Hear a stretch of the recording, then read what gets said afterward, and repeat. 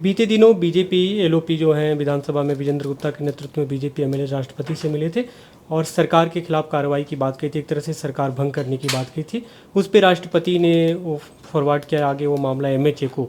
अब ये चर्चा हो रही है कि क्या राष्ट्रपति शासन लग सकता है दिल्ली में, क्या कहेंगे आप इस पर? भारतीय जनता पार्टी का एक ही काम है, चुनी हुई सरकारों को गिराने का काम। भारतीय जनता पार्टी जहां जहां चुनाव नहीं जीतती, विधायकों की खरीद फरोख्त करने की कोशिश करती है, चोर दरवाजे से सरकार बनाने की कोशिश करती है। दिल्ली में भी उन्होंने किया लेकिन सफल नहीं हो पाए। आम आदमी पार्टी के विधायकों को खरीद नहीं पाए, विधायकों को खरीद के सरकार गिरा नहीं पाए।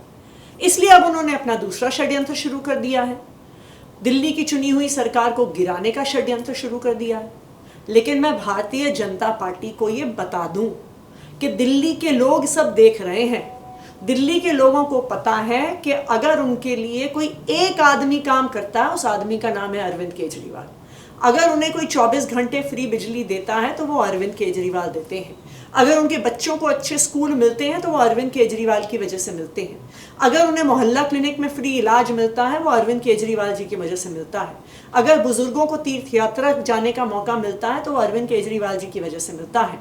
और अगर भारतीय जनता पार्टी षड्यंत्र रचकर अरविंद केजरीवाल जी की सरकार गिराएंगे तो आने वाले चुनाव में दिल्ली की जनता भारतीय जनता पार्टी को मुंह तोड़ जवाब देगी।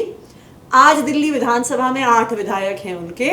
अगर राष्ट्रपति शासन लगाया तो अगली बार भारतीय जनता पार्टी की 0 सीट आएंगी, ये मैं दावे के साथ कह सकती हूँ। लगता है चुनाव टालने की ये कोशिश, अगर ऐसा किया जाता है तो कि चुनाव टाला जाए? देखिए, चुनाव आज हो, चुनाव फरवरी में हो, चुनाव उसके 2 महीने बाद हो, चुनाव आम आदमी पार्टी ने जीतना है, अरविंद केजरीवाल जी ने जीतना है, क्योंकि दिल्ली के लोग अरविंद केजरीवाल जी से मोहब्बत करते हैं। हमने देखा कि पिछले दिनों केंद्र सरकार ने राज्यपाल की शक्तियां कुछ और बढ़ा दी।